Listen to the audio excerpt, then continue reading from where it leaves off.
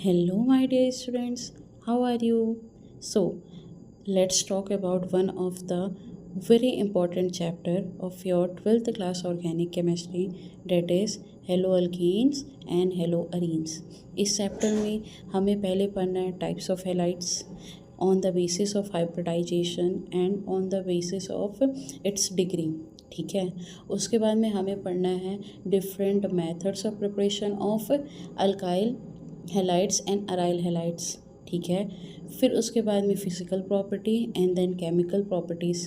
और इस chemical property में हमें आता है एक बहुत ही important reaction, that is nucleophilic substitution reaction. As we very well know, halogen atom is plus M group. It means वो प्लस एम मीसोमेरिक इफ़ेक्ट या फिर रेजोनेंस इफ़ेक्ट शो करता है। ठीक है, इट मीन्स यहाँ पे प्लस एम इफ़ेक्ट होने की वजह से जब halogen atom is directly bonded to aromatic ring, वहाँ पे क्या आता है, रेजोनेंस।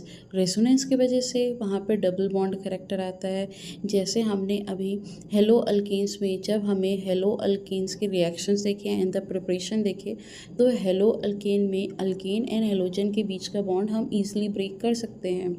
ठीक है, बट अराइल हेलाइड में जो एरोमेटिक रिंग है उससे अगर हेलाइड डायरेक्टली अटैच्ड है तो उस बॉन्ड को ब्रेक करना ईजी नहीं है। वाई? बिकॉज उसमें डबल बॉन्ड करेक्टर आता है, partial double bond character due to resonance, जिस वजह से अपना जो हेलोएरीन्स होता है वो न्यूक्लियोफिलिक सब्स्टिट्यूशन रिएक्शन ईजिली नहीं देता है। But if I talk about haloalkanes, then it shows nucleophilic substitution reaction easily. हमें पता है there are two different types of nucleophilic substitution reaction for haloalkanes, that is SN1 and SN2.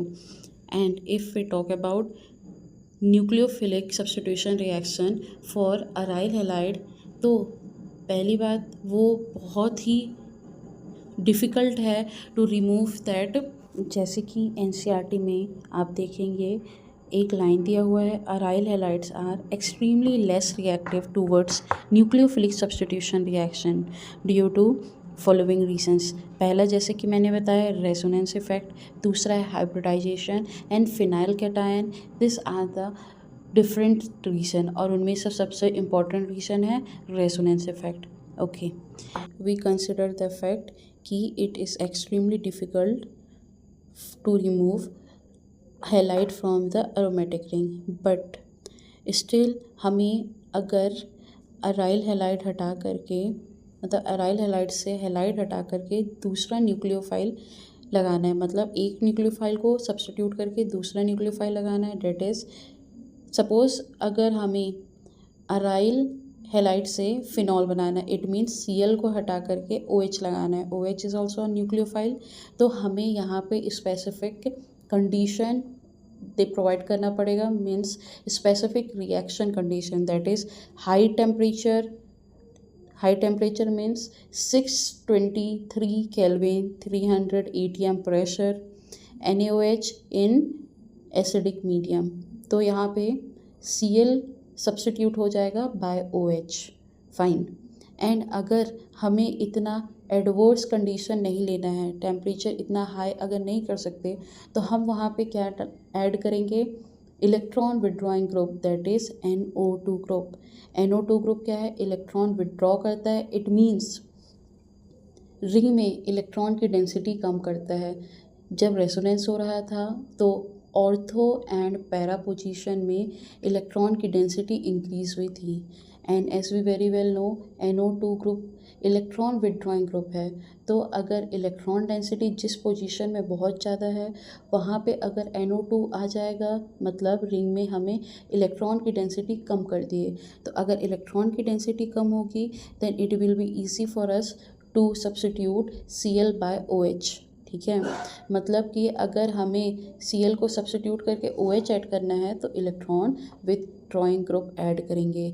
अगर हम एक electron withdrawing group add करेंगे in para position तो हमारा temperature होगा फिर 443 केल्विन।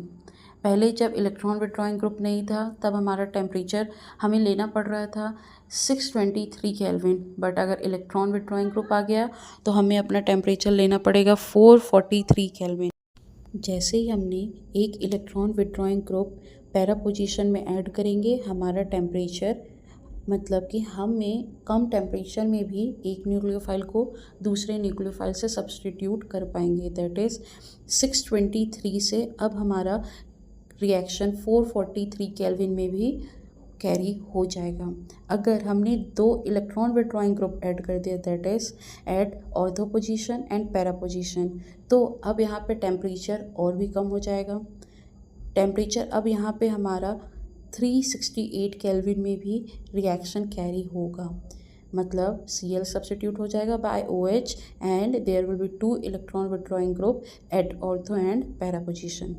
एंड अगर हमें चाहिए कि हमें बिल्कुल और भी टेम्परेचर कम करना है एंड माइल्ड तरीके से हमारा रिएक्शन हो जाए, तो हम क्या करेंगे, 3 पोजीशन में, as we very well know, aryl halide के दोनों साइड में, आइदर साइड में क्या रहता है, 2 ऑर्थो पोजीशन और एक पैरा पोजीशन, और इन तीनों पोजीशन में इलेक्ट्रॉन की डेंसिटी हाई होती है ड्यू टू रेजोनेंस।